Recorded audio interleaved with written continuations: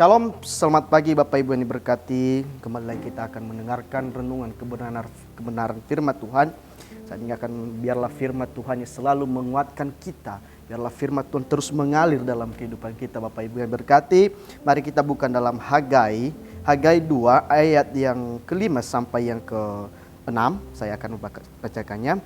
Tetapi sekarang kuatkanlah hatimu hai Zerubabel, demikianlah firman Tuhan. Kuatkanlah hatimu hai Yosua bin Yozadak, iman besar. Kuatkanlah hatimu hai segala rakyat negeri, demikianlah firman Tuhan. Bekerjalah sebab aku ini menyertai kamu, demikianlah firman Tuhan semesta alam. Sesuai dengan janji yang telah kuikatkan dengan kamu pada waktu kamu keluar dari Mesir, dan rohku tetap tinggal di tengah-tengahmu, janganlah takut. Bapak ini berkati dalam ayat ini bagaimana firman Tuhan datang kepada Hagai untuk menguatkan bangsa-bangsa dan juga Zerubabel. Zerubabel itu adalah bupati pada waktu itu, dan Yosua bin Yozadak ini adalah imam besar pada waktu itu untuk menguatkan terus mereka. Kenapa? Kalau kita perhatikan dalam judulnya, kemegahan bait suci yang baru, untuk menguatkan terus mereka untuk membangun lagi bait suci.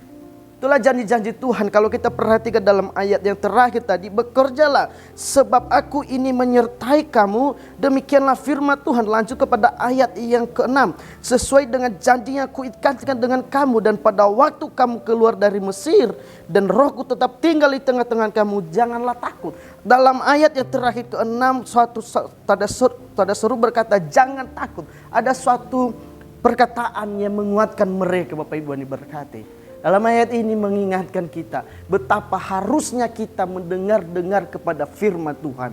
Mungkin Bapak Ibu ini berkati firman Tuhan yang selalu disampaikan oleh hamba-hamba Tuhan. Mungkin firman Tuhan yang disampaikan oleh hamba-hamba Tuhan keras.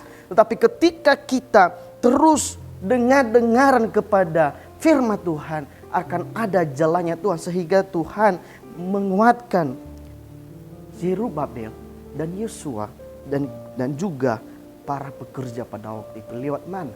Lewat Hagai.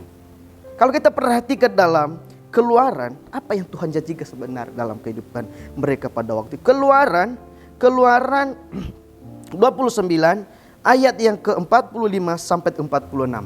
Saya akan membacakan kepada kita. Aku akan diam di tengah-tengah bangsa Israel, akan menjadi Allah mereka. Dan mereka akan mengetahui bahwa akulah Tuhan Allah mereka, yang telah membawa mereka keluar dari tanah Mesir, supaya aku diam di tengah-tengah mereka.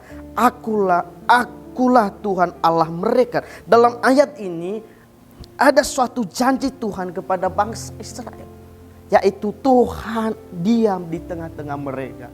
Kalau kita perhatikan dalam ayat ini bagaimana janji-janji Tuhan kepada bangsa Israel, kepada umat-umatnya. Bukan hanya kepada bangsa Israel, kepada kita juga, kepada umat-umatnya. Kenapa? Ketika kita hidup benar di hadapan Tuhan, ketika kita hidup benar di hadapan Tuhan, kita menjadi umatnya, Tuhan juga tidak pernah meninggalkan kita. Apa yang diberkati, terkadang kita menjauh pada janji-janji Tuhan itu. Kenapa? Karena kita masih hidup di dalam dosa. Karena kita masih hidup kita ini masih hidup di dalam dosa. Tetapi ketika kita hidup kudus di hadapan Tuhan, ketika kita hidup benar di hadapan Tuhan, Tuhan akan menyatakan janji-janjinya dalam kehidupan kita. Ketika kuasa Tuhan, bagaimana kalau kita perhatikan bagaimana pekerjaan Tuhan dalam kehidupan bangsa-bangsa Israel pada waktu itu. Bagaimana laut dibelah. Tuhan selalu menyatakan mukjizat dalam kehidupan mereka. Ayo ini berkati, mari. Biarlah firman Tuhan ini selalu mengingatkan kita. Kembali kepada Hagai. Hagai yang ke-6. Saya akan bacakan kepada kita. Hagai 2 ayat yang ke-6. Sesuai dengan janji yang telah kuikatkan kepada kamu, dan pada waktu keluar kamu dari Mesir, dan rohku tetap tinggal di tengah-tengah kamu, janganlah takut. Dalam ayat terakhir ini ada suatu perkataan yang selalu keras dan kuat. Janganlah takut. Kalau kita mau mengikut Tuhan, kalau kita mau menjadi pengikut Tuhan, jangan pernah takut. Kenapa? Ada Tuhan yang selalu bersama-sama kita. Ada kuasa Tuhan yang selalu menyertai dengan kita. Bapak Ibu yang diberkati. Mungkin Mungkin banyak goncangan-goncangan yang membuat kita menjauh kepada Tuhan. Mungkin banyak goncangan-goncangan yang membuat kita menjauh kepada Tuhan. Bapak Ibu yang berkati, ketika kamu hidup di dalam benar di hadapan Tuhan, ada Roh Kudus yang selalu memimpin kehidupan. Kita hidup pada zaman sekarang, zaman Roh Kudus. Kalau kita bagaimana janji-janji ketika Yesus mau naik ke surga, bagaimana janji-janjinya kepada murid-muridnya, berkata, aku sama sekali tidak meninggalkan engkau seperti yatim piatu. Berarti artinya Bapak Ibu yang diberkati, Tuhan tidak pernah meninggalkan kita. Tuhan mengirimkan Roh Kudus yang selalu memimpin dalam kehidupan kita. Makanya dalam ayat yang kelima tadi, Tuhan menguatkan para pekerja dan juga Yerubabel dan Yosua. Tuhan menguatkan mereka agar terus mereka bekerja, agar terus mereka membangun dengan baik, membangun bait suci pada waktu itu. Membangun bait suci. Makanya Tuhan menguatkan mereka lewat mana? Lewat dari Nabi Hagai. Nabi Hagai menyampaikan kepada mereka, terus bekerja. Ada kuasa Tuhan yang bekerja dalam kehidupan kita.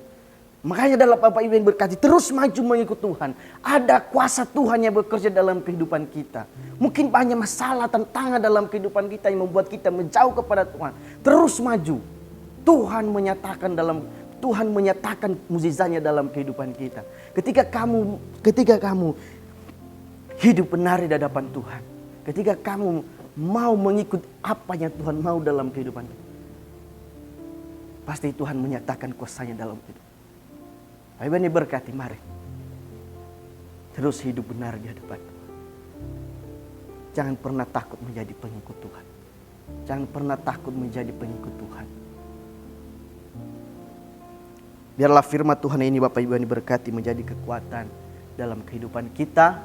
Menjadi terus kuat untuk mengikut Tuhan.